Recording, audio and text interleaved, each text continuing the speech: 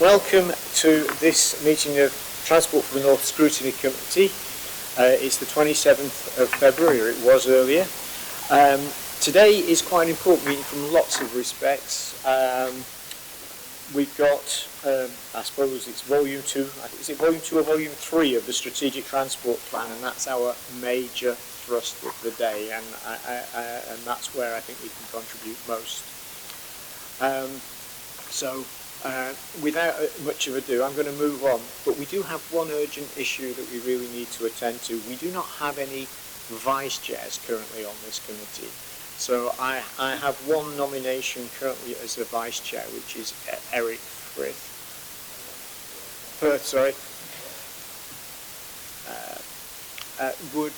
Can I have a seconder for this gentleman? Thank you very much. So that's seconded. Are you okay with that? Congratulations, I think, but we should probably have a vote, but is this unanimous? Thank you. It is unanimous. So congratulations. And as I say to you, the next meeting is the AGM, so you'll be very much the star of that show, at least at the start. Thank you. Now I think it's declarations of interest, please. There don't appear to be any, Gary. We've got minutes of the previous 2 meetings, so if people could, if there's any matters arising, but if we could approve those meetings first of all. Minutes first. Yeah, that's right. So I can see in the minutes that I'm recorded as like making a comment but not being present. And also, I think there's something wrong with like my record as a whole, because sometimes I struggle to get. I got the invite for this meeting, but for example, I'm recorded as coming to 0 meetings when I've come to 3. So I think it's like my record overall, not. Yeah. Okay, we'll sort that for you. I believe other than that small error, I believe the minutes are in order, but would anybody like to just second that for me, please? Thank you, Councillor Dobson. Okay, so the first item on the agenda today is the budget and business plan. This is the second of a 2-year deal, and it really sort of reflects the shifting responsibilities and how Transport for the North are handling that. We as a committee are asked to note and comment the items. There is the paper, plus there are appendices with this, and with that I'm going to hand over to Martin Tugwell. Thank you. Thank you, Chair. Good morning, ladies and gentlemen. You've got the report before you, which has got the draft business plan and also the budget numbers, and that will be going through to the board at its meeting on the 20th of March. It's an opportunity just to kind of reflect a little bit about where we are as Transport for the North. I think you'll get a sense, if you look at the draft business plan, a sense of how the focus around the strategic transport plan, which we'll discuss next item, Chair, it really gives us a solid foundation on which to move forward into the new financial year and indeed beyond that. So I think my reflection is we've had a good year to date, and we've got some really solid foundations to move forward. In addition to the work that perhaps you're more familiar with that we do around the transport plan, some of the work we do around rail, I think it's, I hope you've picked up that there's quite a focus now in here about buses as well, and that comes very much from a conversation that we've had both with officers of the partners, but also at the main board itself. And I think a real recognition about the critical importance of buses in the North, and the role that TfN can play in supporting and complementing what is being done at a local level. So I think I would commend you just to kind of clock that. I think as the Chair has also touched on, you'll see quite a bit in there about what we're doing with the analytical team, and you'll also see about how we're looking to build on that support through the TfN offer with our partners. I think again what's come through time and time again over the course of the year is the importance of being able to provide and support our partners with some of that technical capability and analysis, and it's certainly something we've had more requests from. It's going to be one of those areas where, to be able to respond to those requests, we're going to need to have to make the case for further funding from the department. But I think it's always easier to be making the case for additional funding if you've got the evidence of the demand and the benefit that brings.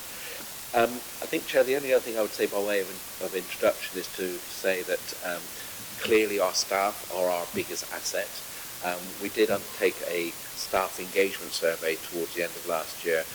Some really strong and positive responses from that, and really pleased to see how the team are feeling.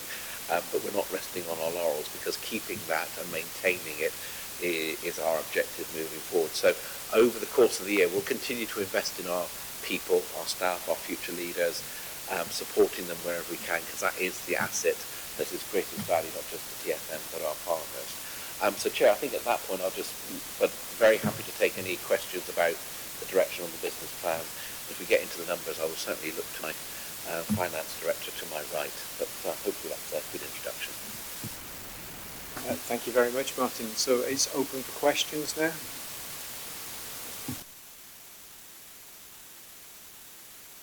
Thank you, Councillor Cooper. Thank you. It is a question on the numbers, if that's all right. I just wanted to ask about the use of reserves. So I think in the report it says that our opening reserve balance is 3.6 million and we're planning to use 1.3 for the next financial year, which by my rough maths would leave the reserves balance at about 15%, 14-15% of our anticipated expenditure. Are you comfortable with that level of reserve? First of all, is my maths right? And secondly, are you comfortable with that level of reserve? Yes is the answer. Yes, comfortable. The minimum reserve is there purely for financial shock. It's not there for future funding effectively, so it's to do with if there are any delayed receipts of grants or anything of that nature that we could continue. So we're not we don't use reserves as a methodology of building up future years grant allocations. The department specifically chose to go down an alternative route and actually pared back the original grant allocations to manage the reserves back down to closer to a 2 million minimum reserve, which is purely for financial shock. Councillor Dobson. Thank you, Chair. I'd like to make some comments, maybe questions to the Chief Executive on what he's just said. The first one is related to employee survey. Can I ask if you're planning to do this on a regular basis and whether you're making comparisons with other employers? That's my first question. My second question is around buses, and I must declare, Chair, that I'm a former bus driver, and I like buses very much. Now, I represent a rural ward, and of course much of Cumberland is rural, and we have very few buses in the rural areas, and that is a huge problem for our community. I can recall one meeting where at the parish council I was advocating affordable housing, and the parish council said there is no point in us building affordable housing in our community because people who live there can't get to work anywhere. Whereas 50 years ago there were 3 buses a day in our village, today there are none. So in the context of buses, can we see some prospect of improving the rural environment with buses? Martin, just before you get full swing into that one, I'd just like to say that being in North Yorkshire, where we only have access, only 3% of the population have access to the train, then buses are very important for us too. And I'm just going to throw a couple of other things in for you, which we talked about at the regional conference. Thought I'd get a plug in there for it. And one of the things that I threw out there was, what if buses carried freight and maybe small freight, and maybe that is a way, and even advertising on the side of the bus, and that is a way to fund it. Anyway, over to you, sir. Well, if I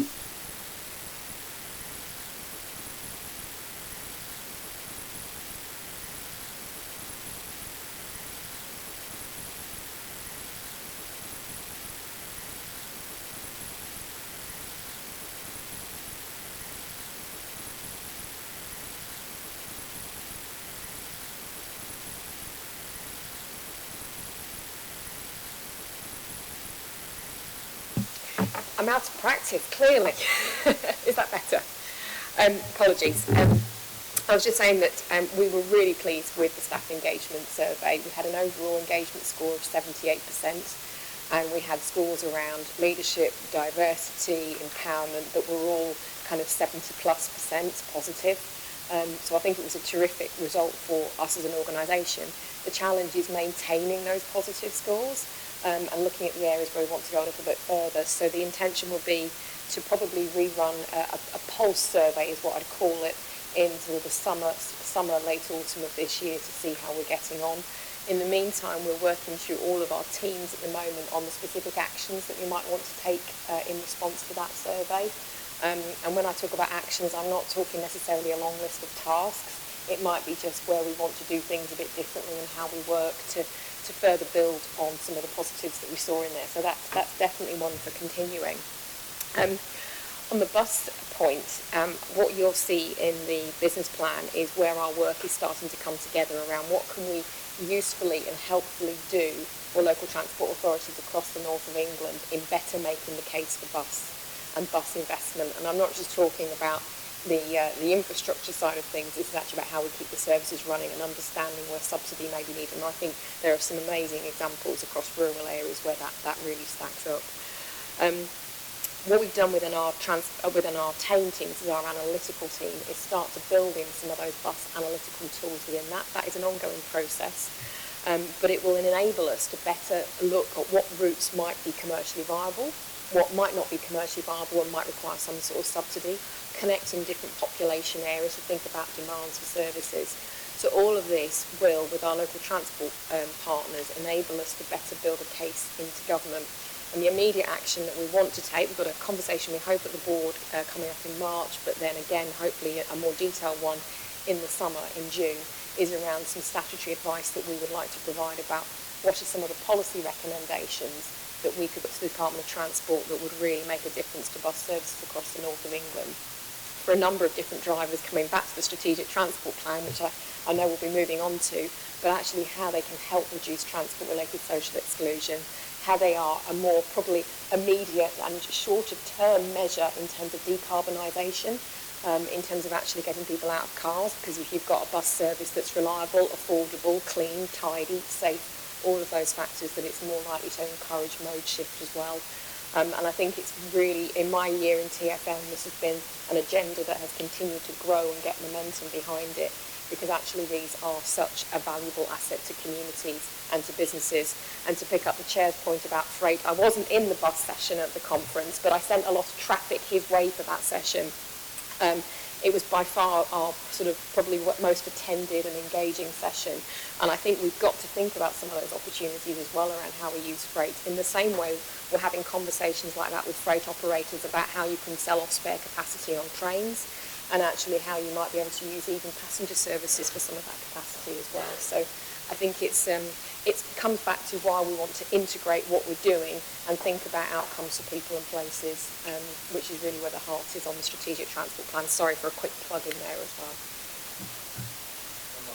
Just two quick supplementaries. One is you'll see in the business plan reference to about a northern playbook and using some of our tools to be able to develop it. So making the case for the investment in rural bus services to provide, as Katie says, the social and the economic and the environmental. I think that's where we can see some added value.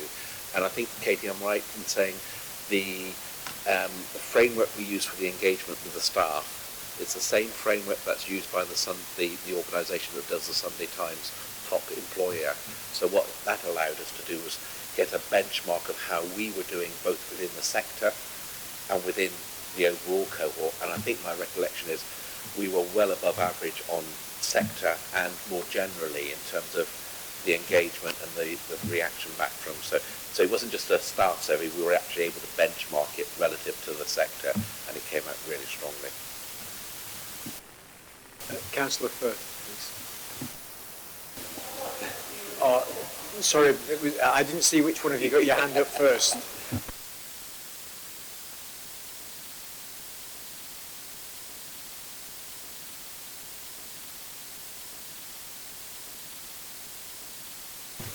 Shall we start again? Did you hear me? I'm delighted we're taking a holistic view of a transport, not just rail, but bus is so important these days. And I know it's an almost impossible task, but to have an integrated transport system for the north is really so important. We've all seen the decimation of bus services throughout the north, or throughout most of England anyway, but since COVID it's not picked up. We all know that. People are just reluctant to get back on bus. Trains picked up, that's fine, but people aren't getting on the bus, particularly the older people. That hasn't picked up at all. And we've got to do some education, if you like, to really push people to go back on bus. It's the economics of it stack up, the social side of it stack up. So we have a lot of work to do, a really lot of work to do, because we're all faced with shrinking networks. If you look at West Yorkshire, for example, originally you can call it a spider's web, with all the linkages and the little cross bits. It's broken, and it will be broken in all your areas too. So how we reshape, reform the bus services going forward is a tremendous task. Our Mayor, Tracy Baywood, is committed to it, but it's a task for us all. Thank you. And you, Councillor Hornby, do you want to put your question, stroke comment? I think you make the case very well there, Councillor Firth. I think that's exactly it. And I think what you'll see us do over the course of the new financial year is think about what advice, as Katie said, do we need to make around improving the way the system works to improve delivery. So in West Yorkshire and in the other combined authorities, we've obviously got things like the City Region Sustainable Transport Systems Fund, which gives some greater certainty, but it tends to be predominantly capital, and we know that some of the biggest issues are actually around maintaining assets or investing in services which people use, and that tends to be more revenue related. So I think what you'll get onto with the Strategic Transport Plan is this mantra about outcomes in places for people. And if we can really get that embedded in our thinking, then we've got a chance to work with our partners to make the case for some of these changes. I think, just sticking with buses for a moment, we've already had the benefit of one bus forum. We're going to carry on the conversation. We've got the opportunity to learn from experience in places like Greater Manchester, where they've already done the first phase of franchising, but that's not going to be the answer everywhere. So I think there is this great, it is a bit of a pent-up energy about we need to do more on buses, because it is, as the Chair said, more immediate, more dealing with things. And I think we saw that at the main board over the last couple of meetings. We saw the Director General from the Department for Transport make the offer of getting the lead director for buses coming to the next board on the 20th of March. He will be coming and we'll have that conversation. And I think it feels like there's an energy about how do we make this more embedded as part of our transport system, and I think that's, if you like, the third bit about Transport for the North being the voice for the North. It's also about where the second of my three themes about, if it's the same issue being faced by a number of authorities, let's work together on it once rather than 15, 20 times. So I think it does fit very neatly in that remit. But just to reassure you, your theme about integration, that's outcomes in a place for people. And then I think we can start to make some traction around this. Thank you. Does anybody have any questions, particularly about the budget and the business plan? Because we're really straying into the next topic, and I'd rather go to the next topic if we've no more. So okay. Well, I'll take that one. Thank you.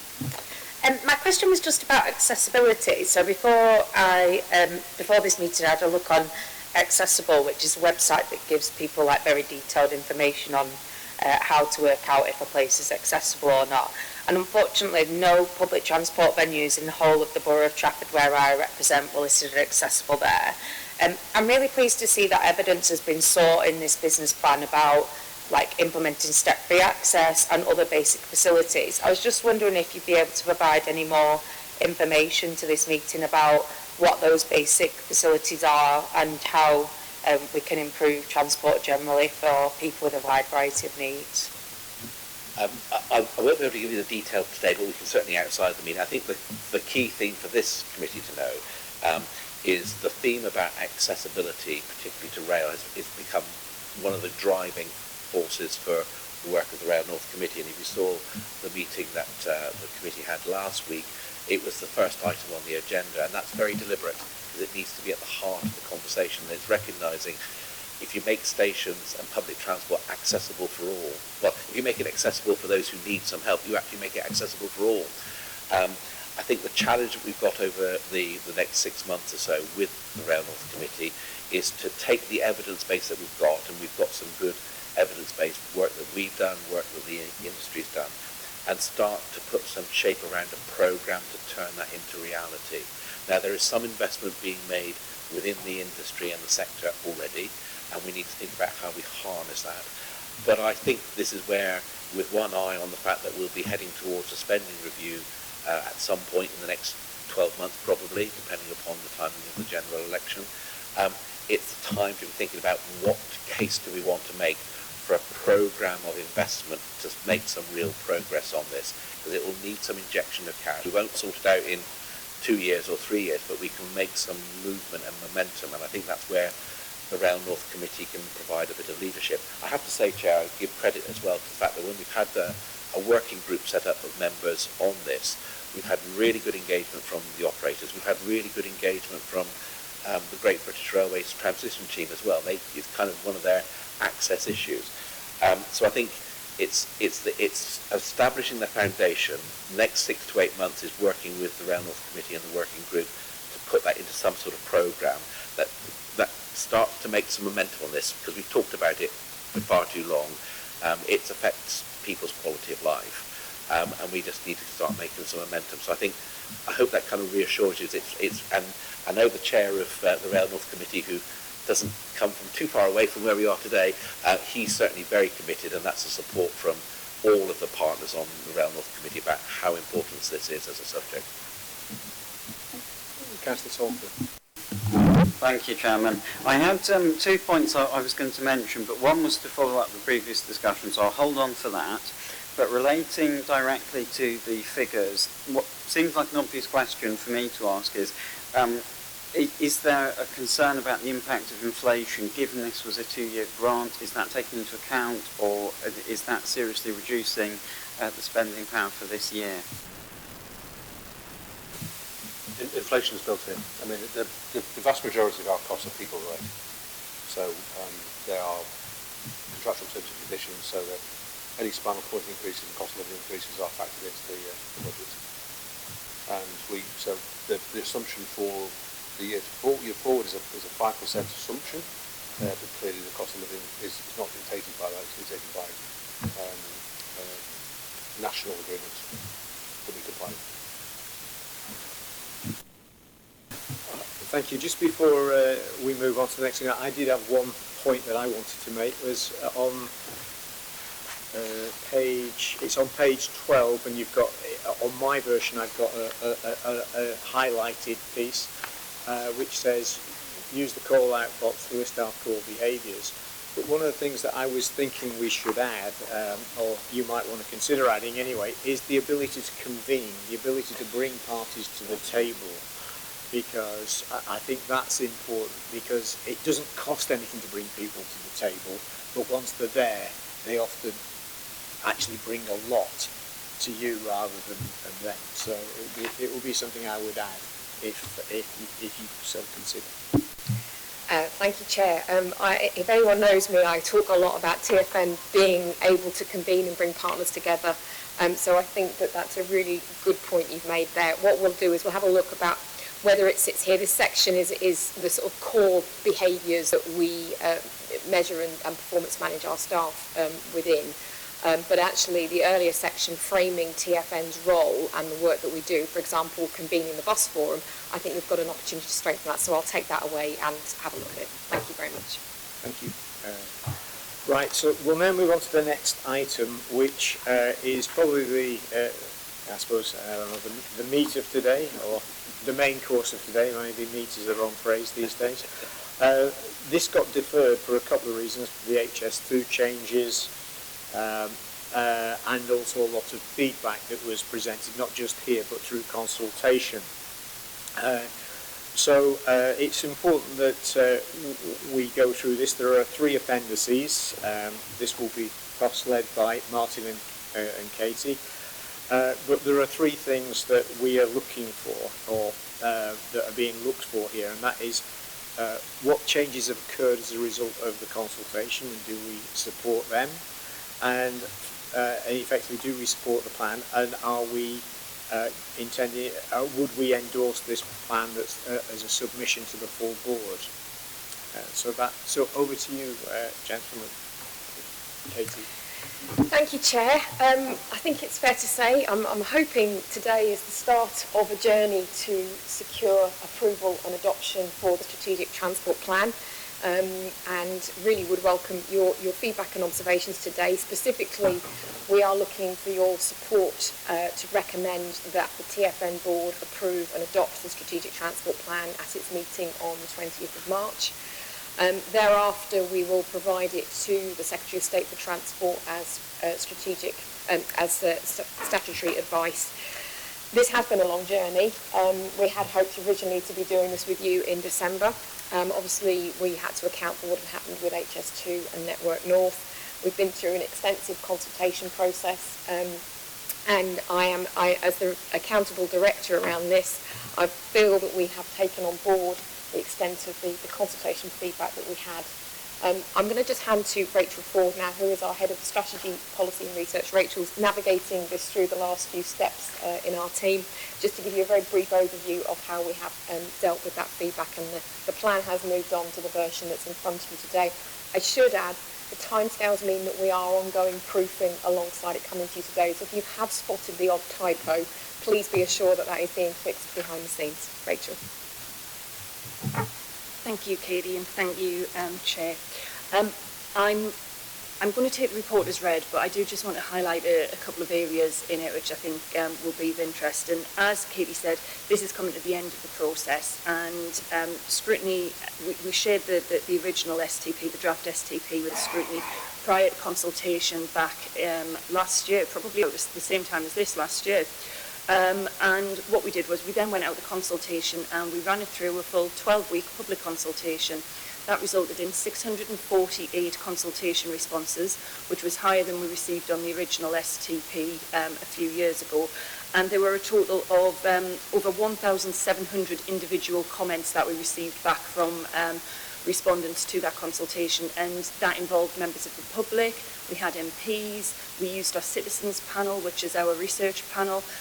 We also gathered feedback from all of our local transport authorities and a range of partners as well. So we ran a really extensive consultation. And committee members may recall that in September we did bring an update on the changes that we proposed to make to the STP as a result of feedback from the consultation. And those are highlighted in the report in paragraph 3.5. There's a number of bullets there around the changes that we made as a result of the feedback from the consultation. And that included things like changes to some of our key measures and metrics that we had in there. So things around, we wanted to propose that we would treble the mode share of rail freight by 2050, which was a sort of significant uplift from what we had included in the draft STP. We also included stronger articulation around the environmental benefits that we were looking to seek, and also make a stronger case for freight and international connectivity. So the changes which resulted from the consultation are in paragraph 3.5. In December, we did bring a further update to scrutiny, which set out the changes that we were going to make as a result of Network North, which was published as a new government policy. And because the STP is statutory advice, we do have to have due regard to government policy. So we did need to take that time to have a bit of a pause, reflect on what was coming out from government, and make sure that we did reflect that in the final document. So I'm pleased to say that the draft that you have in front of you is the final draft. It incorporates those changes. As Katie's already highlighted, it is still going through the final proofing, and it will include the final proofing changes before it goes to the board on the 20th of March. Alongside the changes that we've been making to the STP, we have undertaken considerable engagement with all of our local transport authorities. So that has included going back to each individual local transport authority and seeing what we did as a result of their consultation response, and sharing with them how we've updated and strengthened the STP to reflect their feedback. So there has been considerable engagement, both on a one-to-one basis with local transport authorities, but also through our exec board and with our strategic oversight group. Just the last couple of bits that I wanted to flag. We have undertaken a reassessment of the STP and an update of our integrated sustainability appraisal and habitats regulation assessment, which are requirements for the STP. So the STP has been reassessed, and as it highlights in paragraph 4.4, there were no significant adverse effects were likely as a result of the STP. And then the final point is just on our communications and engagements approach. We are ideally hoping to submit the final STP to government on the 21st of March and publish it at the same time on our TFN website. It will be published alongside the suite of supporting documents, including the integrated sustainability appraisal, the habitats regulation assessment, and our monitoring evaluation framework, which I'll talk about in the next item as well. But at the same time, we're looking to share it with Northern MPs and relevant government ministers. I'm very happy to take any questions or observations on the STP. Councillor Parish, please.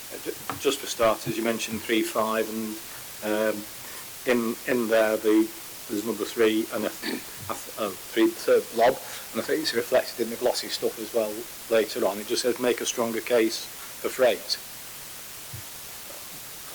It's like making a stronger case for people, isn't it? I presume you mean to get freight off roads. Is that the intention? Because just making a stronger case for freight means let's have more of it. So just to clarify that is that when the feedback that we had in the consultation, while we've got the freight and logistics strategy that TFN board supported just about 18 months ago, it was felt that that narrative on why freight was important and actually the benefit it brings to the economy, and specifically why we wanted to encourage mode shift from road to rail and the benefits that that would bring, needed to be better made. They weren't robust enough and there wasn't enough evidence included within it. So in terms of our comment there of making a stronger case for freight, we've made it clearer in the Strategic Transport Plan why freight is so important to the North's economy, and we've tried to make it clearer in the plan as well what more needs to be done in terms of mode shift to support freight as well. It was just the phrase sounded odd, making a strong case for freight, because freight isn't necessarily good. If we have less of it going shorter distance or going shorter distances, that'll be better for the environment no matter which mode it's used. So it's just the phraseology, make a stronger case for freight. So. Oh, thank you, Councillor. We'll take that on board when we amend the paper and update it for the board. Thank you. I'm just going to piggyback on Councillor Parish's comment. I think one of the critical things is, so in North Yorkshire, I'm being a bit parochial, but with only 3% of the population having access to rail, then actually freight by road is an inevitable challenge. Whether it's us getting things from where we produce food, because we're a major food producer, or whether it's actually just getting all the important stuff across. And one of the challenges that I'm looking at in our new local transport plan is, are our roads, as they stand, equipped to take freight? And by that I don't mean make bigger, larger roads, but they have stop points for the drivers. Are there places where they can drop and reduce down the numbers of so it might be a big time Technicum that comes as far as say Leeds, and then they have a place where they can just drop it down into smaller trucks and things. So I think there's quite an important point there, and it also applies to buses as well. We're about to being a new authority, we are about to embark on a local plan, but when we need to be looking at developments of housing, and within that developments of housing, I've seen in the past where effectively only cars can get to these houses, as was made earlier. So, but I've also seen situations where a bus can't even turn around in the development. So we've got to make sure that new developments are what I call transport agnostic, in terms of you can either ride your bike or or do active travel, you can use your car if you really insist, but there's also some sort of public transport that can get you from there. Anyway, Councillor Parish, I know you wanted to come back. It's just I've got a chain of thought really, because buses, we've mentioned them before, but I mean there's two things. One, I really don't know whether Royal Mail are still doing the post bus anywhere. Last time I saw them was in Scotland. But that seems a very good idea for rural communities if it can be done. But just it's getting not quite anecdotal, it's a real tale. But Warrington does have one or two villages in the middle of nowhere sort of thing.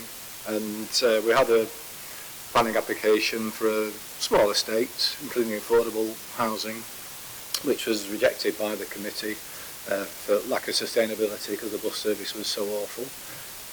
And we had others where, you know, the developer said, oh, there's a bus service every half hour, and all of a sudden it's gone.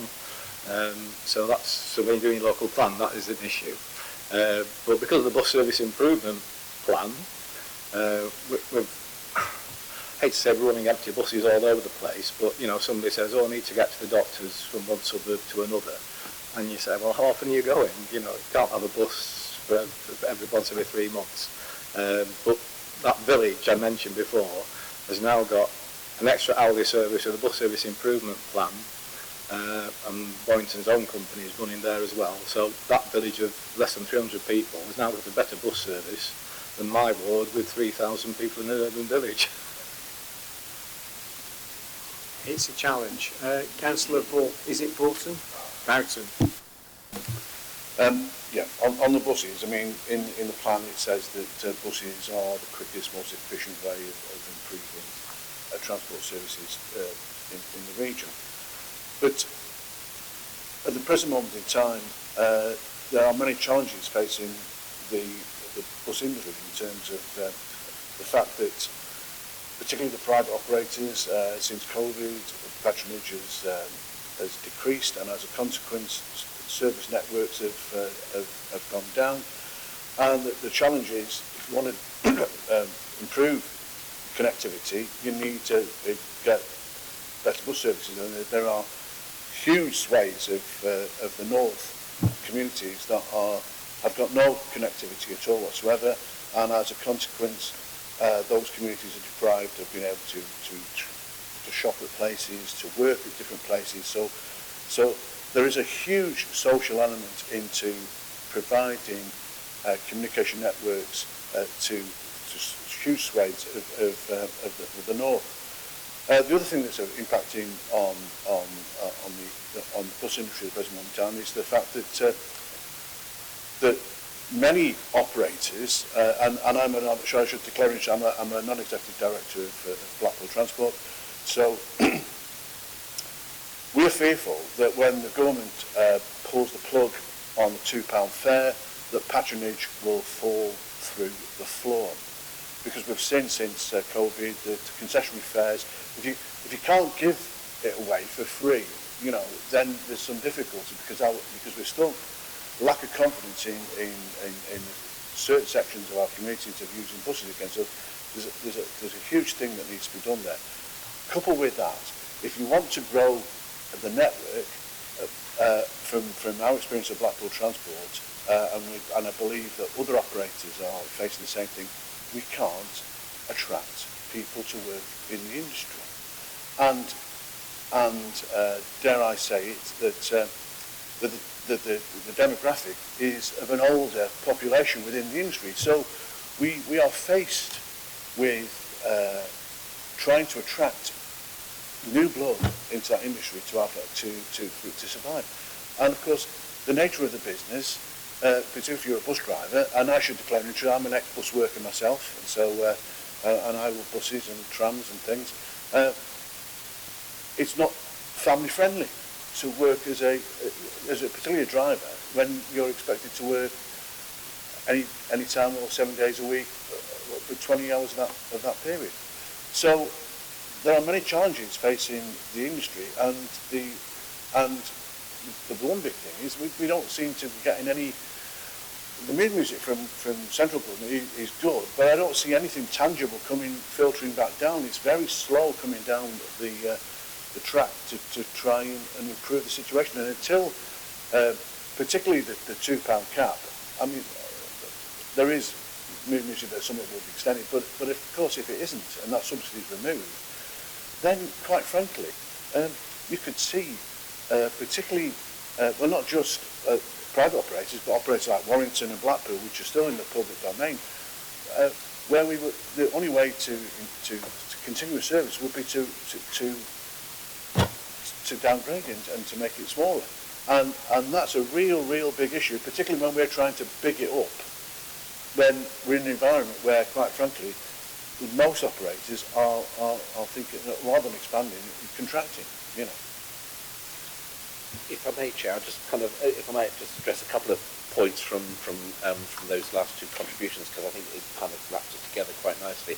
I think Councillor Parish's I think that's kind of reinforces why it's important to empower the local authorities. So these initiatives, these funding streams, which are very welcome, as Councillor Morton says, sometimes they come with strings about how you need to use them, and what you're looking for is the funding, but with the ability for the local authorities to be able to work with their communities to be able to target in a way that actually makes it.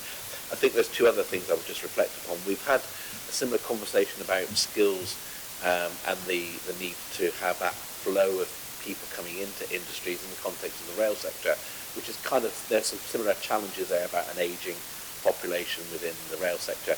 And I think this kind of comes back to yourself, Chair. You made the point about convening power. These are challenges around skills and the attractiveness of these sectors that apply to all authorities, and that's maybe where the kind of the pan-regional conversation becomes more important, rather than worrying too much about what's actually happening on the streets. It's about that bigger picture. And I think that then kind of also ties into what we'll start to explore with you. All of this, by the way, is really helpful feeding into the board discussion in March. This point about we need to change the way in which the system works to implement things. So BSIP has been good, but you're never quite sure whether it's going to be extended at the end of the financial year or not. If you can get into a regime not unlike what you've got in some of the combined authorities, where there's a 5-year indicative funding or 5-year allocation, you can actually start to have some confidence in terms of planning the services, but also working with the operators of those services to kind of tailor them to actually meet what you can do. So I think these are some really big fundamental messages, and I think what we've touched on, myself and Katie, in this item and the previous one, is the evidence base that we're now getting at a pan-regional level allows us to work with you and with partners to use that to feed into the case that needs to be made. Because you're right, you're both right, we need to change the way we're doing this thing, and the easiest way to have that conversation is to do it with an evidence base that comes from the real world. And I'd just like to add that, and I think the transform the North, I think is important, that these things have to be transformed. Yeah. But it's quite clear to me that we need to create certainty and continuity, so over a longer period, so that people can invest, whether it's investing in the skills required to drive a bus or operate a bus company, or whether it's actually just passengers being able to say, I can give up my car because the bus is going to be there every day when I need it. So, and I think there's a particular issue here, and we hear it in the believe it or not, in the agricultural area at the moment, and about social value. And I think there's something here to be said about what's the social value of a bus service, rather than actually maybe whatever the commercial cost is. And it may be that there's a completely different way of funding it in future. And I think all these things have to be in that equation, because we do need, and because then it leads to the inclusivity argument and accessibility. So it pulls all these things together. Anyway, I'm going to hand over to Councillor. Or to declare probably following precedent to the non-executive director of Warrington Borough Transport. Well, I wasn't going to say anything, but can you make a note that we've got 2 directors of bus companies here, 3. They're ganging up on us. Any more? Any trained company directors? No? Anybody with a bicycle company? No? Okay, that's fine. Okay, over to you, Councillor Cooper. Thank you. I'd like to make 2 points, or ask 2 questions, perhaps. First, continuing the bus theme, sorry. The report, the Strategic Transport Plan, makes a lot of good points about how it would be better if we all used buses, and what the problems are with the existing network, and how the existing bus operations work. When it comes to actual tangible actions, it's one sentence at the bottom: we will work together with the partners to support bus reform in the north and increase bus patronage, which is perhaps fair because it isn't sort of directly TfN's role. But nonetheless, I think we need to acknowledge that across the north at the moment we have a 2-tier system, don't we? We have our mayoral regions where people like Andy Burnham are doing really interesting things with the B network, and really innovative things, and perhaps bringing buses back from the brink. As well, we have authorities like Warrington, which indirectly have a lot more control over their bus networks, and authorities like mine in Cheshire West and Chester, where we don't have the same level of control. We'd love to have it, but we don't, and we can't without a devolution deal. So I suppose my first question is how would you say that the adoption of the Strategic Transport Plan will improve the situation that we have in authorities like mine? How will it help us address those disparities, or perhaps build the case for addressing those disparities to government in Transport for the North's role as a thought leader, as an influencer in these matters? That's the first one. Would you like me to pause at that point so you can answer that, or do you want me to go on to my second one? Okay. Second point I wanted to make was it talked a lot about improving accessibility at railway stations. And I know a colleague touched on that earlier in the previous agenda item, but it's mentioned in this report. I want to talk a bit about our experience of trying to improve accessibility at Northwich Station. So Northwich Station has a platform that's completely isolated from the street. It's only accessible via a single footbridge to go across, and this has been the case since September 2013, when Network Rail closed the at-grade crossing across the railway line. And in order to get improvements there, in the end, the Cheshire West and Chester Council had to fund a business case to look into the various different options that you could have to install lifts at that station, despite that not being the council's role, but nonetheless they did so. And I'm extremely grateful that they did it at the time that they did, because I think if I asked for that today, I'm not sure that we'd necessarily have the money to do it, but they did do it. And Northern have been able to use that as the basis for an access for all application, which we're still waiting on the outcome for, and we've been waiting for 12 months now for the outcome for. And I'm going to glance at Martin and say, if you can prod the DFT and get them to make a decision on that, that would be great. But this was only possible because the council chose to put their hand in the pocket. Now, connoisseurs of Northwich Station might be aware that it fell down in 2 years ago, in May 2021, 22. It fell down, and we thought, well, whilst it's a big shame that this station has fallen down, perhaps this will be the spur for getting accessibility improvements here. Perhaps the DFT will look at this station and think, well, we'd quite like to improve accessibility here, so why don't we, whilst it's fallen down, we'll invest in it at the same time. But no, of course, it's a separate project.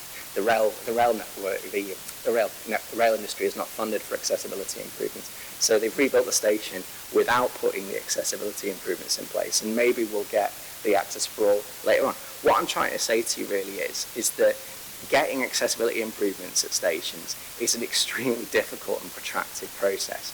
And what I would like to see coming out from the Strategic Transport Plan is that it isn't up to local community groups to say, we'd really like to see improvements at this station, so we're going to fundraise and do a GRIP2 study ourselves so we can at some point convince Northern to do an access for all bid. The system at the moment is inaccessible to people who are not very engaged with how the rail industry works. It needs to be easier, and I hope that one of the outcomes of this plan will be to make that process easier, slicker, more transparent, and quicker, more reactive. Would you care to comment? I'm trying to avoid not answering what is going to be in our next agenda item, actually, but I think probably some helpful framing there. Really excellent points. I'm going to take them together because I think actually the answer here is what we've been working on alongside the Strategic Transport Plan is advice on implementation. And Martin's touched on this already this morning. Look, we recognised in putting together the plan, it's called a plan, it's a strategy, it's a long-term vision, it's the outcomes that we want for people and places across the north of England. It's the kind of where we want to go, the details, the detailed schemes and how we might do things and who might do things, recognising the point that sometimes it's a local transport authority, sometimes we might work together, sometimes it's government, sometimes it's a different delivery body. We haven't set that level of detail out. What we've said is that we wanted to work alongside it and provide advice on how you would implement it. And the biggest focus and the reason for doing that is because in preparing the plan, we've recognised there is a huge amount of inertia and inefficiency in the way we deliver transport infrastructure and services. And actually, the 2 points you've raised, first of all, that issue around disparity between authorities, about the haves and the have-nots, it's sometimes been described to me. One of the things that we've been able to do, again, mentioned it already this morning in the case of buses, is create that bus forum. It's only in its early stages, but that is bringing all the authorities together to be able to share their experiences so we can hear from Greater Manchester about how they've cracked on with franchising. We can learn from the experience in Warrington, for example. So the idea is that we create a place, a forum, through our convening role, as the Chair mentioned, to bring that good practice together and understand and learn from each other. And I think it's been fair to say that I've seen it there, and I've seen it in the Rail North Committee, a real willingness for authorities wanting to talk to each other, where some are a bit further ahead and some are actually, are not where they want to be. The second point, though, on accessibility, and if you haven't had a chance to have a look at it, I would just recommend watching back the Rail North Committee from last week, because I don't think Mayor Burnham, as chair of RNC, could have been any clearer about wanting to have crystal clear policy recommendations about how we address this. And the fact that you have got different funding streams for accessibility at a station and dealing with maintenance when the station collapsed. I don't actually know that station. It's one of the very few I don't know in the north of England very well. That seems amazing that we aren't able to connect those funding streams back up together in a base. And again, one of the other things that has come through as we've started to talk about implementation is the fact that you've got different funding streams, the amount of money that goes into bidding for different funding streams, and that's often lost opportunity cost if you don't get a result at the end of it. Whereas actually some of the single settlements that we've seen some of the mayoral combined authorities talk about have enabled them to do some of that joining up of funding in place. And it's one of the reasons in Chapter 6 of the STP, and one of the reasons that we will be making a feature of it in our implementation advice, is where we can go further on devolution and actually the benefits that bring. And it's not just about devolving the money, it's devolving the decision-making powers and the capacity and the capability to deliver the money. And I think that's the other point that goes with it. So I think two brilliant examples there about actually, I hope, some of the value that as Transport for the North, as a group of constituent authorities, we can come together and say, these are the things that actually would let us work more quickly, more easily, and get the money and the support needed to people in places to transform our region. So I hope that provides some clarity for you. Yes, it does. Thank you. And you're very welcome to attend the reopening of Northwich Station when they finish rebuilding it. Councillor Salter, please. Thank you, Chairman. Right, I have a few points to make. The first is to say I'm really pleased with the comments that have been made so far on buses. I do think they're a vital way of getting to rural areas and linking people up with rail and challenging social exclusion. One point that was made that I'd like to drive home is that I do think there is an issue with the training of bus drivers and with the sort of demographics of bus drivers. I understand that quite a lot of people didn't come back to work after COVID, so I really think we need to be thinking about how to address that. The next comment I wanted to make is I was a little bit disappointed that there was no reference to ferry services in any of these documents. Now, they have been sort of part of the conversation and part of previous documents that we've had, and I would certainly say they can play a role in commuting, challenging social exclusion, Clearly, they're never going to be a major focus, but there is value in considering integrated timetables and ticketing, and they could be part of that modal shift. There's lots of ways in which they fit with what we're trying to do. So if they could be given a bit more consideration, that would be fantastic. The final point I wanted to talk about is I was really interested to see within the documentation on page it's 115 of our reports, but 66 of the Strategic Transport Plan document, that there was reference to local nature recovery and nature-based solutions, and reference to, for instance, peat bogs, which is something that in north of England we've got a lot of. I'm really interested this is here. I want to hear a little bit more about how Transport for the North sees what we can do to add value in that area. And yeah, I don't know whether it's to do with sort of carbon capture or whether it's to do with integrating it with the sorts of work we're already doing, but I'd love to hear a bit more. Very good call on ferry services. Thank you. We will take that away because I think that's possibly an area where we need to have a look at what evidence we've got, what's going on, and understand it a bit more. And one of the other things that came out of doing the Strategic Transport Plan consultation was areas of work where we think we probably as TFN need to do a bit more on our evidence base, and I think that's a really good point. It's a good reminder, particularly given I'm married to a man that used to regularly take the ferry across the Mersey every day for work, so a very helpful reminder there, Councillor. We'll take that one away. And I think on the local nature recovery, we are just kicking off our work to update the transport decarbonisation strategy, and I'm hoping I'll be sat here in 12 months' time with a draft of that we'll be able to go out and consult publicly on. But our intention is to bring some more information and background on that decarbonisation strategy to you over the summer, so we will pick up, if that's acceptable, the local nature recovery point within that, because I think it fits quite nicely together, if that would be okay, Councillor. Right, fantastic. Thank you. Councillor Dobson, please. Thank you, Chair. Whilst not as famous as the Mersey Ferry, can I bring to your attention the Windermere Ferry, which Cumberland Council runs. Honesty being the best policy, Chair, I think I have to confess that I have not paid sufficient share of mind to the strategic plan as I should have done. Lots of competing demands of my time. I wish now I'd invested a bit more time earlier, but I hope it's not too late. Page 34 of the plan that I've got through the internet has a beautiful diagram, multicoloured,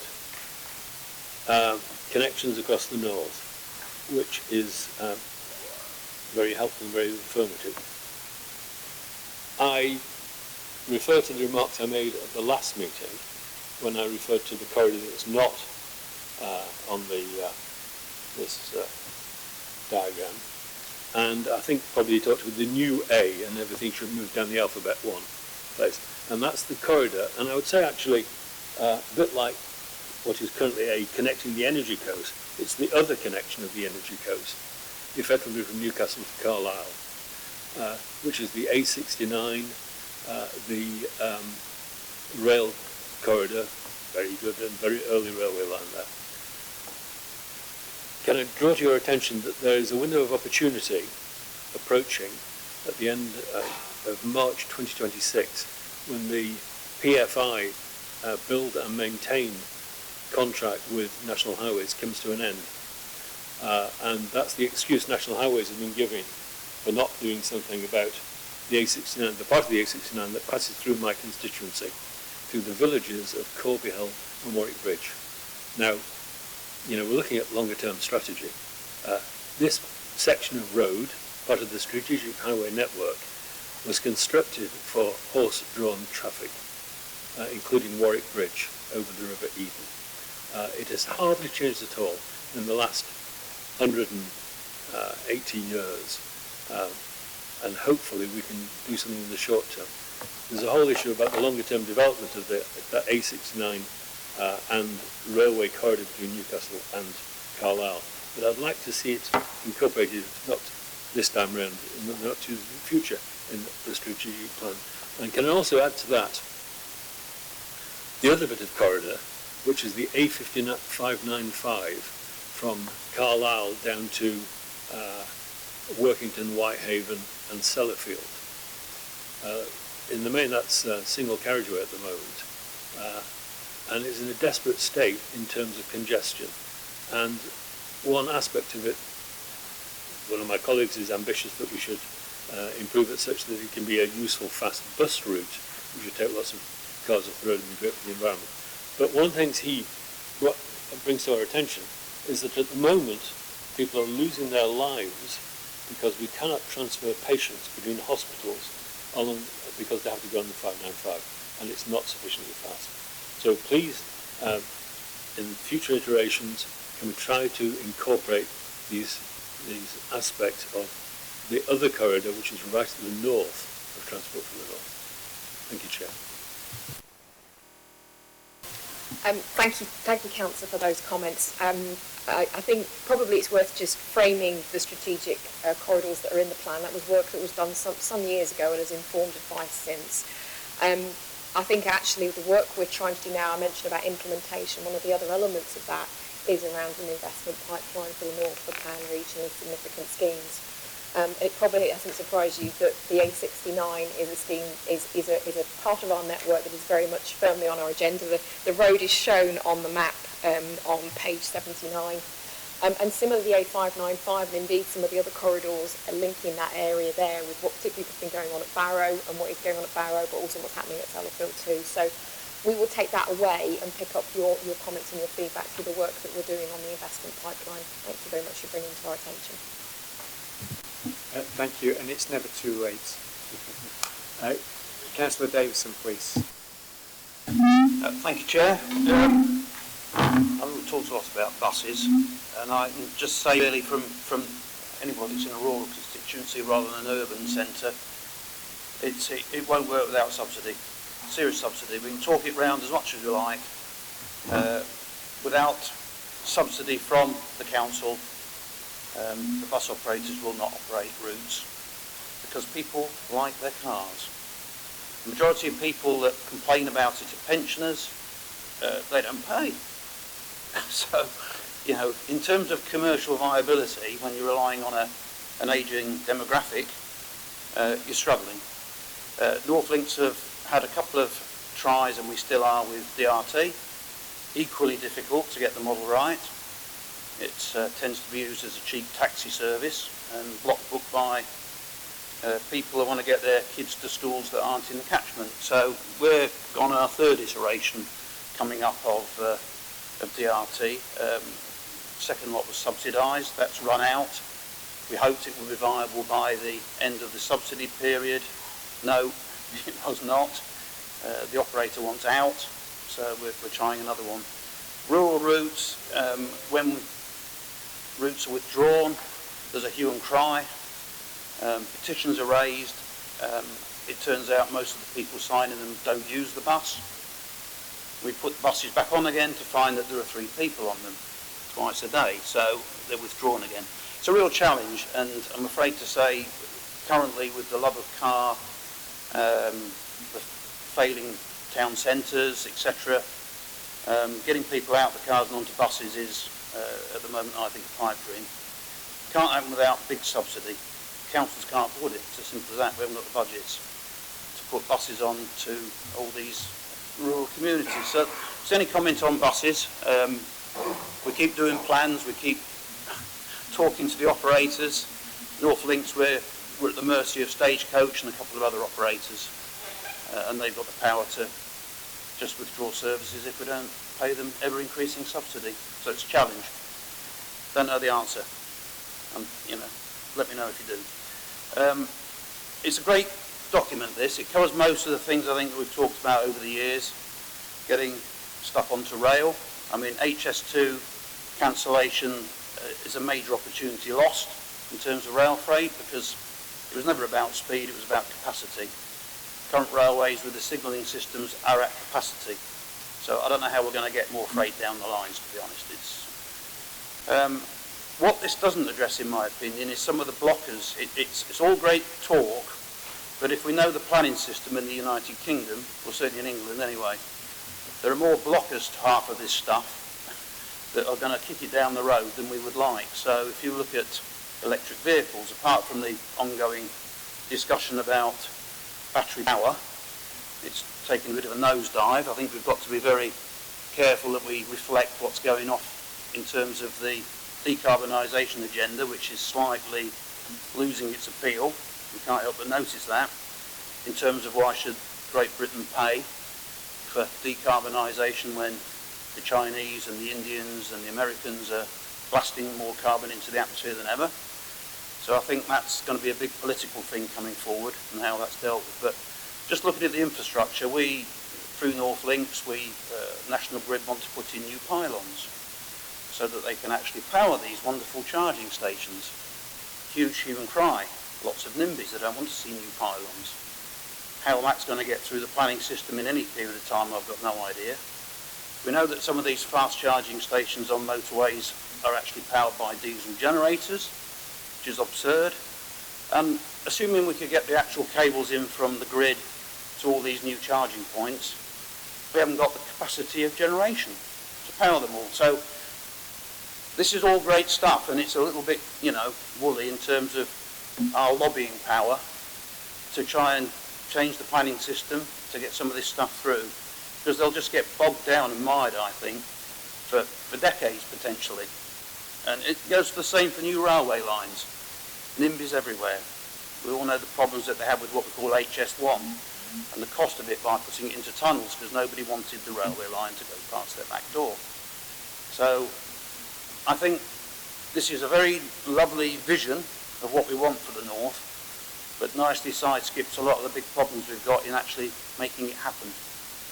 I mean, having worked in the railway industry for 40 years, getting any new line in is a nightmare, absolute nightmare. Not just in terms of planning and routes, and that takes years to actually get a route devised, but then the capacity to deliver it all in terms of engineering expertise, signalling. So I'd like to see in this some actual effort to correct some of the, it's only by lobbying central government basically, to correct some of the blockers that we're going to face to make this wonderful plan happen. Thank you. If I might, Chair, I think there's some really good points there, and let me start off by kind of just reflecting.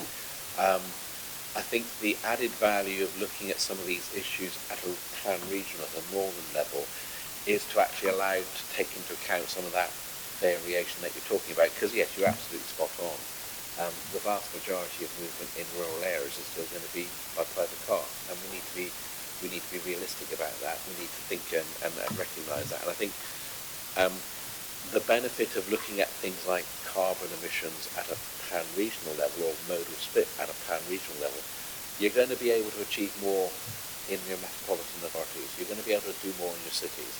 And it then allows you to think about, well, actually the reality is in the more rural or semi-rural areas, it's going to be a different story and you need a different solution. So I think hopefully that's what we can do, is help get a touch of reality in terms of, yes, there's a big picture we're trying to get to, but don't try to get the same picture in every single part of our community, because that's not going to happen, it's not real. I think some of the challenges you're talking about there with rural mobility, rural accessibility, we're doing some work at the very moment around that, and I think that's maybe an area where we can explore a bit more. Look, I'd agree with you about the challenges in making the system work better. I've been involved, by the sound of it, like you, in a number of projects over the years, and it takes far too long to do what intuitively looks like a sensible thing to do. I mean, we saw the benefit. We saw the National Audit Office, for example, make an observation about the delay, the time it took to get the remit for Trans-Pennine route upgrade. Sort of 10 years it took us to get that. And I think this is where it gets really interesting, the implementation. How do we make it, as Katie said, easier to focus on what is it that we need to do and then just get on and do it? And part of the solution there is, again, carrying on the conversation around devolution. So if we're clear, whether it's at a local level or a regional level, what level of funding is going to be available for the next 5 years, and possibly for the 5 years after that. So you've got a real sense of understanding about what is the viable funding and likely funding. You as decision makers, whether it's in this room or in your own authorities, are going to be able to take better conversations, better choices about, well look, this is what we can do with the public funding we've got. You can also have a different conversation with the private sector when you're dealing with development. And I think you're hitting on a really, you're articulating on some of them the broader issues on an area where I think we should be going further myself. So the work we've done on EV charging infrastructure, we've worked with National Grid, the Energy Saving Trust, the DNOs, to understand what their constraints are in terms of how to get some of that system in. And you're right, it's great to build the chargers at a motorway service area, but if you've only got a small power cable feeding it, you haven't got much option, and getting that power cable. So it's starting, you heard me mention earlier about this mantra about outcomes that are place-based or user-centred. We've also got to get our sense about, if we want particular outcomes for transport, we've got to unlock investment in other areas of infrastructure. It might be digital infrastructure, it might be energy systems. Now that's where we're increasingly working closely with the National Infrastructure Commission, because they look at it in that way. They look at it in terms of the financial envelope the public sector might have over the next 30 years and work out what you can get from the private sector. And I'm very keen that we kind of adopt that, because I think that, in the same way we're talking about an integrated transport system, an integrated infrastructure approach is absolutely spot on. And this work we've done in the past where we can think about how we can provide advice to government about joining it up and making it work. You don't need a lot of committees and workings going on within Whitehall. We've actually got knowledge and experience within the team, and I think that's what Kate is talking about as we go over the summer, setting out how you can practically do this, sometimes without any legislation needed. It's just about making the connections and being seen to make the connections, and be the body that says, you know what, if you do that, we can do this. So I think you're articulating an area where I would very much want us to be starting to go as a almost like a sub-national infrastructure body rather than just a transport body. That's not to say we get into the detail of these things, but the connections, the links, and being able to make the case as to why something should happen to achieve an outcome that we're trying to achieve. So let's keep that conversation going, because I think you're absolutely in the sweet spot of what we need to be doing. Thank you. Councillor Firth.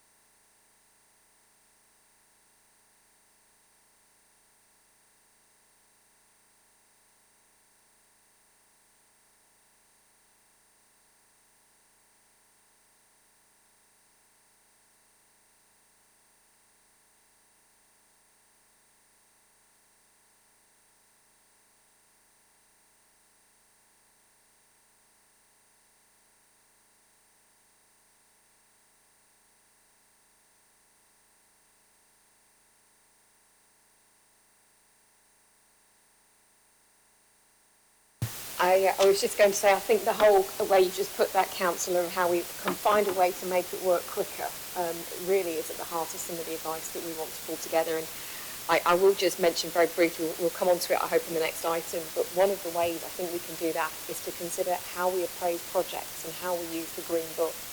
Because I think there is a lot of inertia in the system of going backwards and forwards during business case stage that could potentially be removed if we were smarter and clearer about focusing on the strategic case and perhaps recognising the economics. The BCR is part of that, but it is only part of it. There are wider social and environmental benefits that come from doing some of the investment that's needed.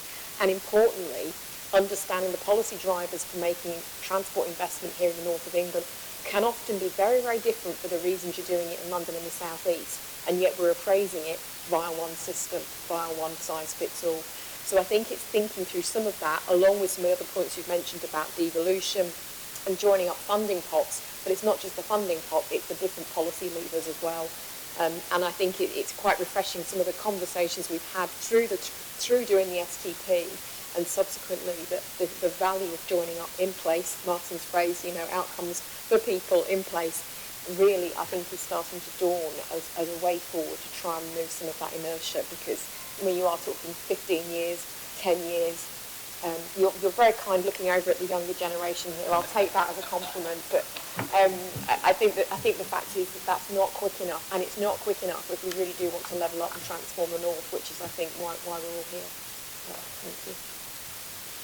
And if I may, Chair, Katie might be a bit, hasn't mentioned it, but Katie and her team have been doing a fantastic job making the connections with the Department for Levelling Up and Housing in terms of that place-based agenda. And it's really interesting that once they understand what's available in terms of the evidence and the information and the models, it's the metaphorical eyes are out on their stalks. They see the evidence base as being a way of actually helping them. And so I think your earlier comment right at the very start, Chair, about the convening power of us, it's a convening power that stretches across government departments. So you're seeing the North and its partners making that joined up connection, as we were just talking about in terms of infrastructure. And that's what I think gives me excitement and hope with this transport plan, is that catalyst for that conversation about joining up government departments and actually devolving these powers to the local communities, but the local communities coming together as the North through TfN to make that case. I think it's I don't underestimate the challenge, but as an opportunity, I think we really have got an opportunity. Councillor Furley, thank you. Thank you, Chair. Just making sure the microphone works first. I wanted to actually focus on the ISA 2, to be honest, because I think it's been a bit of a underrepresented piece of paperwork I've spoke about today. So when it comes to the 16 objectives, number 6 is what I would like to particularly focus on, which is about the resilience that we can put into our networks, and particularly flooding. So when I look around the room and I look at North Links, Cheshire West and Cheshire, Blackpool, Great Manchester, not so much West Yorkshire, no offence there, and then Lancashire, all of them got in common that I've read your flood reports, I've looked at your flood reports. You've got flooding in West Yorkshire. It's per authority, how LFAs work. But when it comes to it, they all share the same features. Pluvial flooding, so rainwater predominantly is what causes it, and then surface water flooding secondarily afterwards. And it always gathers on roads. So it's very good we have number 6, so focus on resilience. And I think that's a case of changing a bit of the mindset we use. So it's going to be a bit of a pedantic point, but if you bear with me. So changing some of the surface materials that we use. So we concrete. So if we put a railway, we might have some semi-permeable gravel in grade 2, whatever. And that'll do some of it. But we'll put in some new roads for these new buses that we want, and then we'll put in for some cycle lanes. And then the water will just stand there, and then it will gather up, and then the bus won't be able to go through, and actually we're going to block the network. We've got to make sure that at pinch points, at low points, we're looking to make our network more resilient. Because otherwise, what's the actual point in having the network there if, when there is an emergency and we need that infrastructure to work properly, it's not available? So I was just looking into some of those more finer points really, and thinking that it might actually be a bit of an afterthought for us. But if we are steering for better transport for the north and making our network resilient, that's where we need to be. It's these easy wins. It could be diagonal speed bumps which stop waves in community areas, because I'm sure you might have seen, so in Ulin 2007, 2012, and some of the other smaller ones, issues where people would get in their cars to try and get out the area, very rightfully so, and then the waves would just come and cause aftershocks even, and secondary flooding, and it would flood the basements of the houses underneath, and it caused massive ramifications. And there's seen many videos in the lake relating to arguments between neighbours during these flood events because actually they've not had the infrastructure there. But it can also fit into our other objectives of 3, 5 and 6 itself. So actually, what do we do with this water afterwards? Do we use swales, sustainable urban drainage systems, SUDs? And these can actually be part of our biodiversity uplift as well.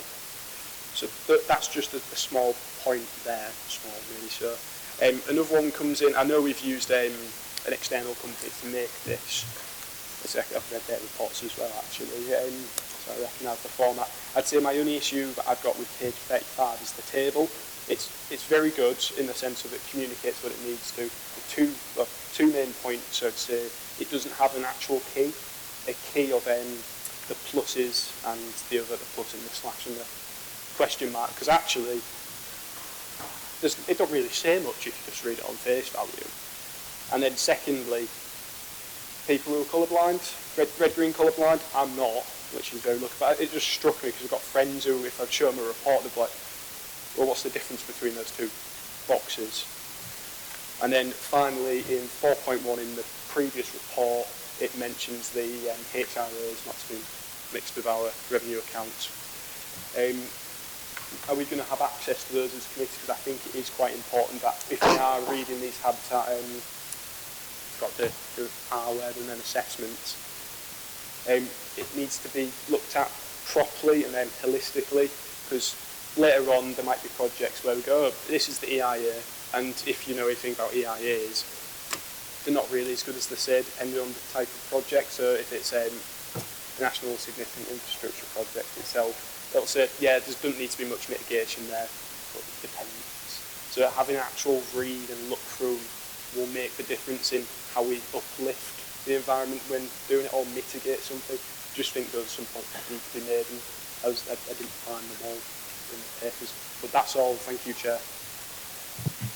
Thank you for having such a keen eye over the IS2 for us. We really appreciate that. It's not the most easiest topic often to navigate through. So on the very practical point, very good shout on the red, green, colourblind and the key. You can probably gather there's a few of us in TFN that have looked at these documents probably too often that you can't always see these things. So that feedback's great, and myself and Rachel will take that away and ensure that that's appropriately addressed before we go into the board meeting. And similarly, on the habitats regulation assessment, the full detailed report will be published there as well with the board papers too, so that will be available. At this point, we wanted to share the non-technical summary so that you could see the headline outcomes that have informed our advice. Your wider points though on resilience are ones that we're having very live debates on, and I think even when I talk to friends and colleagues elsewhere, climate change is feeling very real for a lot of people now. And when we were out doing the consultation last summer, the point about resilience of our road network and our rail network came through time and time again. So while we baked resilience within the strategic transport plan itself, I'm personally seeing when we come to update the decarbonisation strategy, I've already mentioned that resilience and adaptation are going to need to be bigger themes within that strategy than perhaps they were when we put it together in 2021.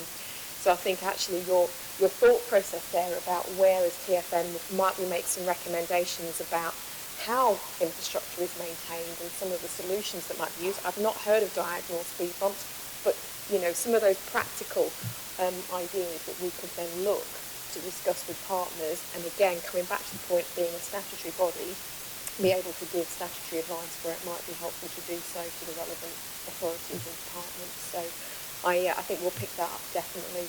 You'll see it as a more major theme within the decarbonisation strategy, because I think it's ramped right up.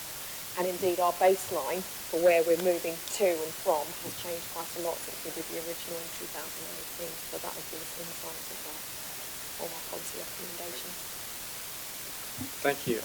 And I can lead on from Councillor Foley's point, because when I read this particular report, the ISA report, for me, I think it says it's light on natural resource, and in North Yorkshire at the moment, I'm very focused on the fact that we need to actually drive our economy using our natural resources.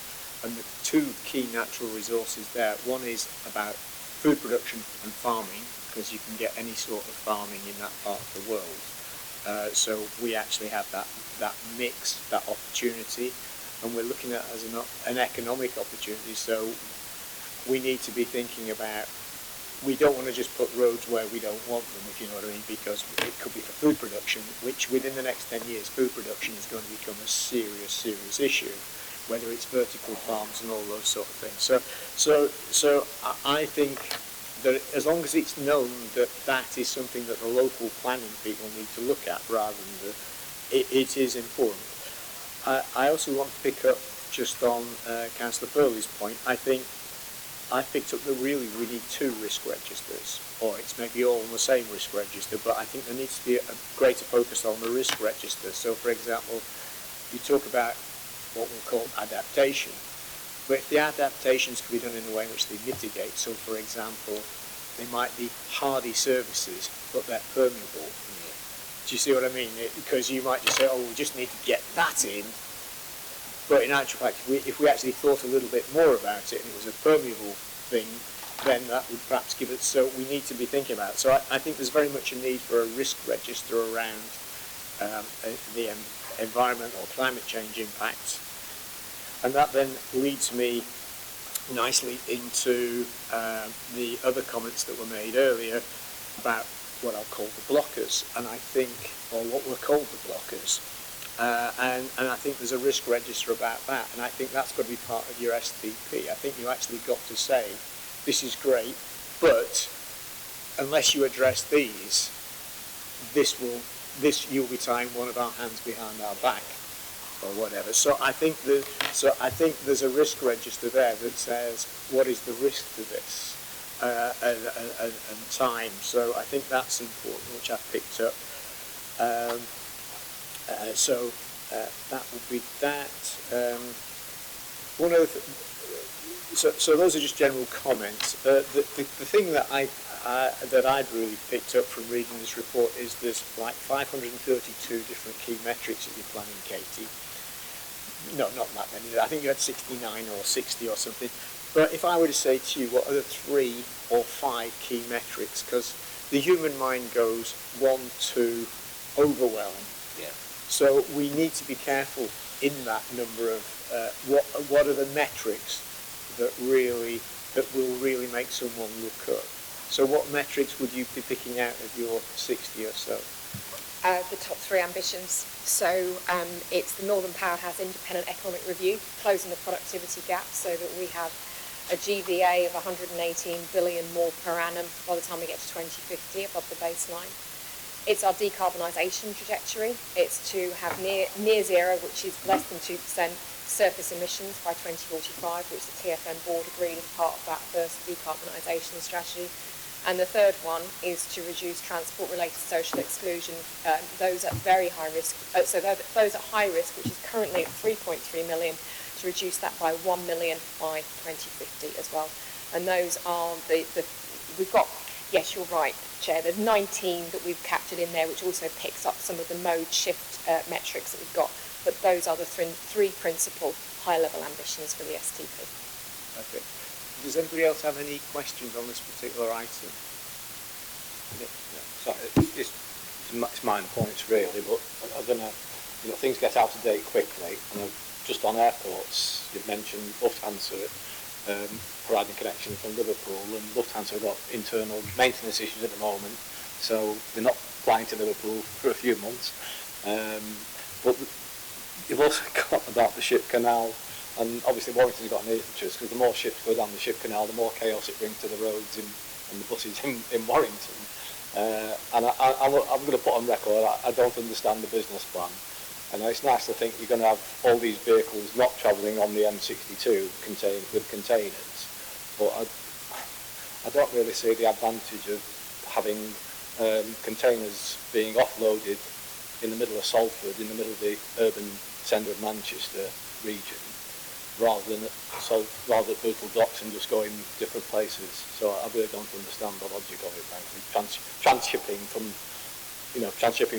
ocean-going ships onto the barges. So I've still would be persuaded that by PO. I would probably say that's a fair assessment, and one of the points that came through in the consultation was recognising the role that inland waterways do play as part of an integrated transport system. So we wanted to make sure that that was pegged within the plan, but not as this is the answer. Again, sitting alongside this, we're working up a series of different interventions that we want to think about with partners proposing around freight and logistics and what that might look like. So we've made sure that we've included it within the plan as an asset, as something within our transport system, but actually how it might use and how it might interface, particularly, for example, with strategic freight rail interchanges and all of the other component parts of the freight and logistics network. We wanted to make sure we were thinking about it in the totality. And that was part of the original point you made, Councillor, around strengthening the case for freight, was ensuring that we've recognised all the assets that we've got. But as you said, it might be an asset, but actually there might be disbenefits and knock-on effects down the line. And that's, again, thinking about the totality of how the system works together rather than isolation. So thank you for raising that. So, Chair, can I say, on airports as well, you do mention about better access to Manchester, which has got very good access compared to all the other airports in the region. But of course, airports aren't necessarily good for the environment. So there perhaps needs to be something there about decarbonisation of flight. So that is reflected in the strategic transport plan as well, in terms of sort of positioning the North as potentially a leader around sustainable aviation fuel. And what we had a lot of debate around the aviation section within the plan. And what we have done is tried to make it clear that it lines with the international connectivity policy position that the TfN board had already agreed around using spare runway capacity, thinking about the totality of the UK before you start building any new capacity in perhaps other parts of the country, and doing that within an overall cap around 25%. So working within, what the Committee on Climate Change have said. Thank you. HS2 to Manchester Airport, they've helped brilliantly with that.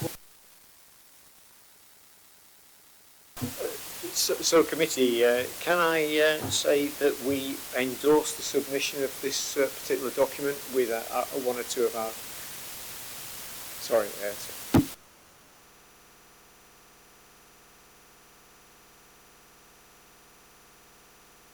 You did mention your three priorities. You've got ones about carbonisation or decarbonisation. And there is a little bit in the report about hydrogen, because, forgive me, is your report based on present technology or technology that's coming in the future? And because you're probably aware, as we're all aware, that billions is being invested in hydrogen technology all over the world. And if we're basing our plan on electric and diesel at the moment, we could be left behind. So we've got to be pretty forward thinking about decarbonisation, because maybe in a decade you won't see any petrol anywhere, and you'll be filling up with hydrogen or however you do it. Forgive me if I'm teaching up suck eggs, but I'm sure we need to be forward thinking in this. It's a really good call. We're actually in the midst of doing some work with the Northern Gas Networks at the moment around mapping hydrogen and where the opportunities might be for refuelling and what that might mean for the wider energy providers, etc., and the networks. But you're spot on. The plan is about a combination. It's about a combination of alternative fuels, whether that might be electric, whether that might be hydrogen, and it's a combination of behaviour change. I think, electric vehicles are not a panacea.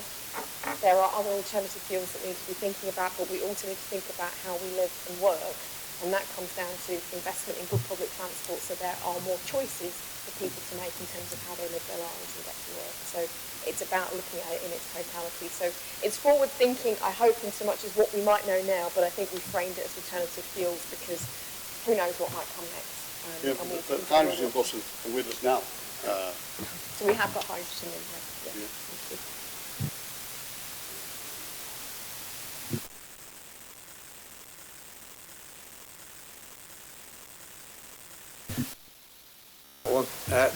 There's a lot of issues around hydrogen, but yes, it is coming, but there's not enough, unfortunately, I don't think. However, we will see. Maybe they'll produce it for us.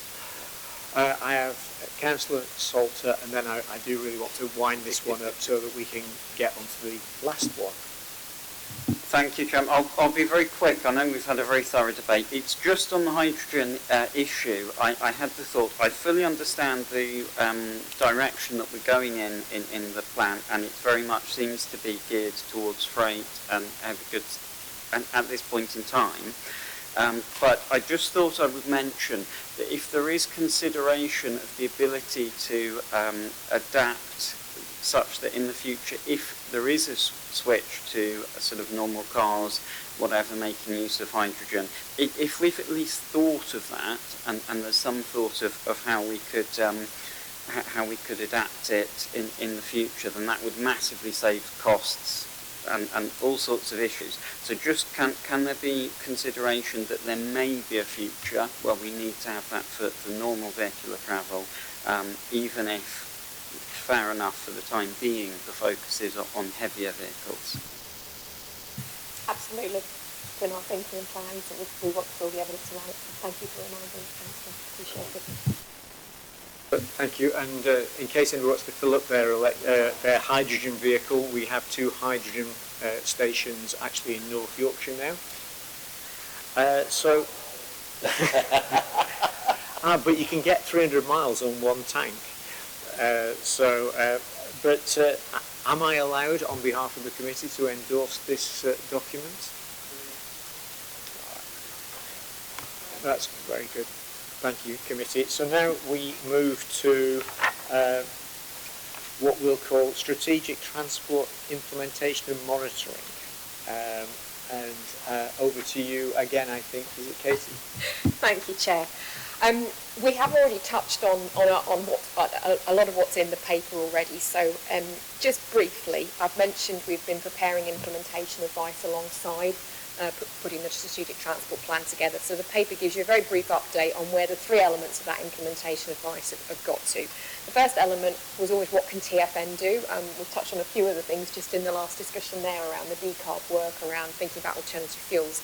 And that's what's baked into our business plan that we took at the beginning of this meeting. The second element relates to system reform, and we've again touched on some of those aspects today, from how we think about appraisal to further devolution and how we might join up better in place. And that again is advice that Rachel and her team are working up and preparing, that we hope we'll be able to provide to the Department as statutory advice later this year.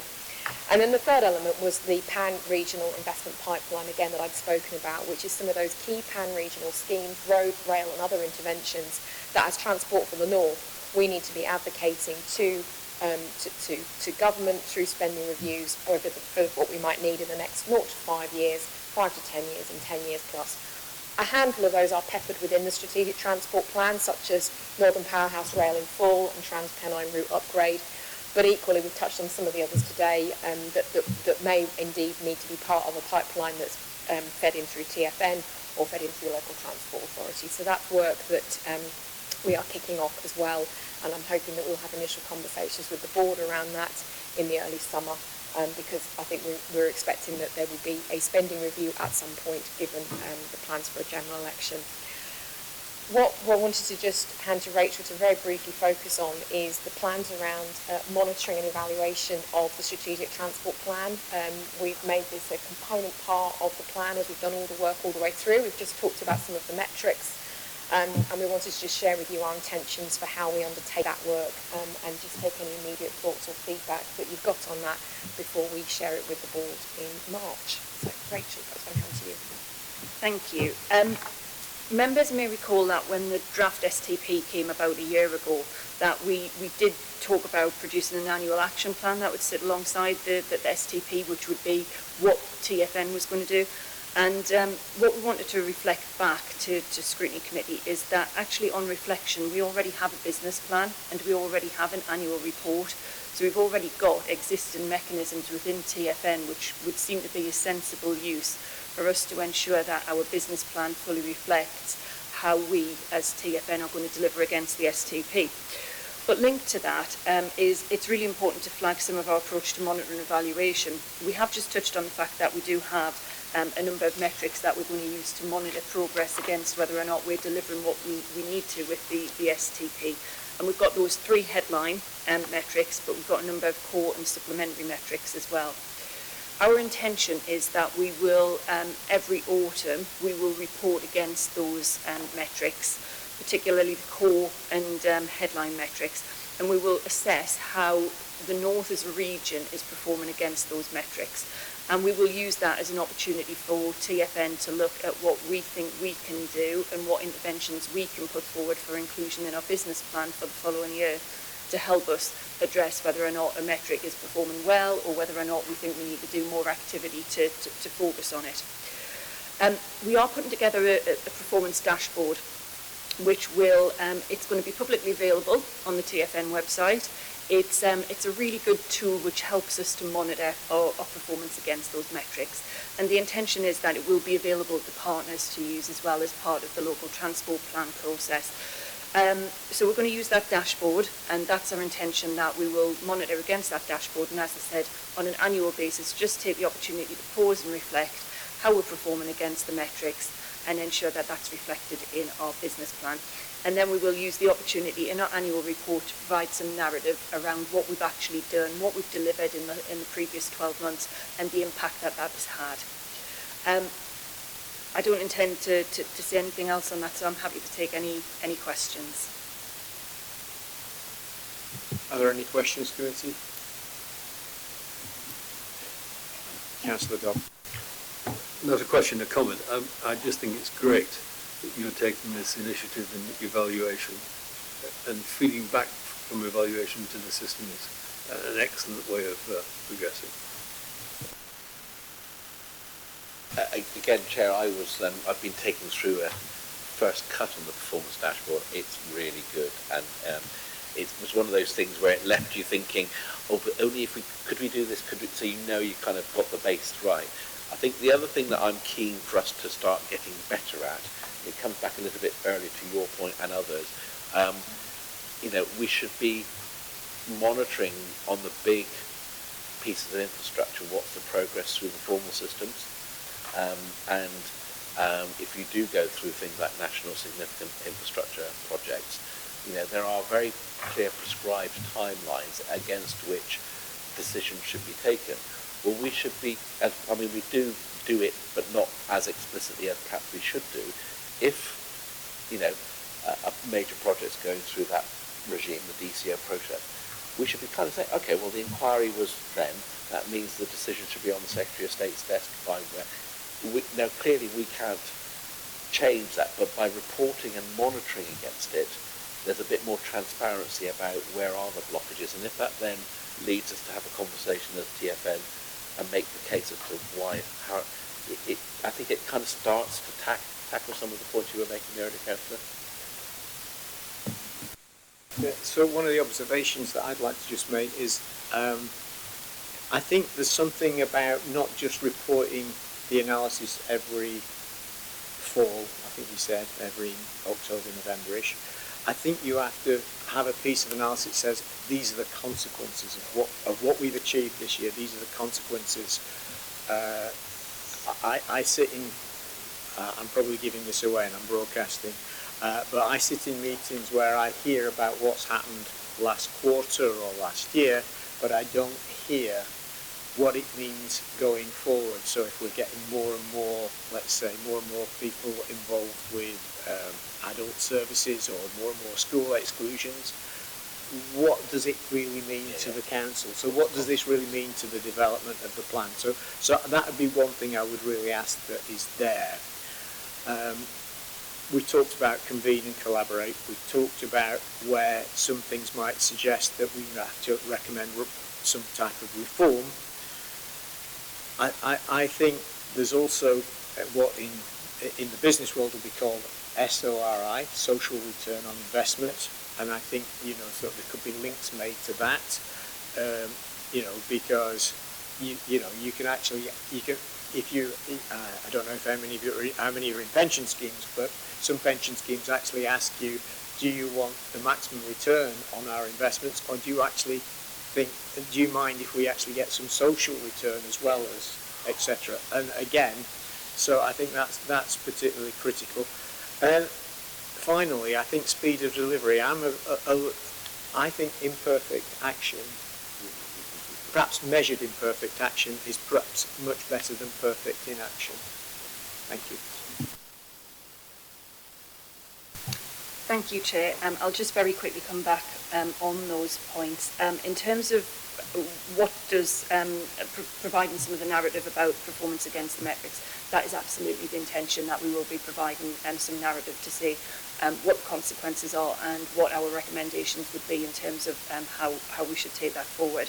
The social return on investment, absolutely agree, and transport-related social exclusion is built into the work that we've done on the STP and also into our monitoring evaluation approach as well. And just sort of linking that on to the statutory advice that we want to provide to government, the way that we want to appraise investment in the schemes going forward is to think about, is it going to have an impact on reducing transport-related social exclusion? Is it going to have an impact on helping us to achieve our decarbonisation goals as well? And yes, absolutely, perfect in action. I accept your point on that fully. Thank you. Councillor. Chair, that very point about social value. I've met the TRU upgrade. I've met colleagues from that the companies there, and they are really keen on this, and they're going into schools, colleges, everywhere, outlining the advantages or demonstrating the advantages for the future, for our children, work in the rail industry, and the many careers that are there. It's not just a train driver, a fellow with a paddle saying off you go, and a whistle, and somebody at a ticket desk. There's hundreds of careers in rail, very well paid jobs, and they're looking for people with skills, and I think it's a great opportunity. Because it's a long line, is the from York to Manchester, and they're upgrading a lot of it. There'll be lots of disruption along the lines for quite a long time. So they have met with councillors all along the line, explaining the social value and the benefits to the people that are going to be disrupted for almost a decade. So I think it's imperative that we build this in our policies too. Thank you. Thank you, Councillor. Does anybody else have any comments or questions? Okay, well, just before I bring the meeting to a close, I'm just going to remind all of you of something called off-log. So just watch out. This is new metrics that perhaps are coming down to councils, and it might come your way as well in TFN. So just watch out for that. What I'd like to say is thank you very much for this report. Again, I think we can fully endorse this report. I don't think anybody's got any vehement against it, so that's well done. Thank you very much, team. Thank you very much for all the hard work you've done to this meeting, and I wish you well at the board meeting in 3 weeks' time. The next meeting is going to be the 6th of June, at least it is at the moment. That will be after we've had a number of different elections. This could be, depending on what happens in the combined authority, could be that I'm not here next time. But I'm pleased to say we've got Eric here who will be chair. All right. Okay. Well, yeah. Hopefully. But look, I've been chairing this for I think 4 years now. I think I've been on this committee for 5. So you're a great team, and you do really well. And I think we give TFN great advice. So thank you very much for being a great team. And with that, I'll close the meeting. Thank you.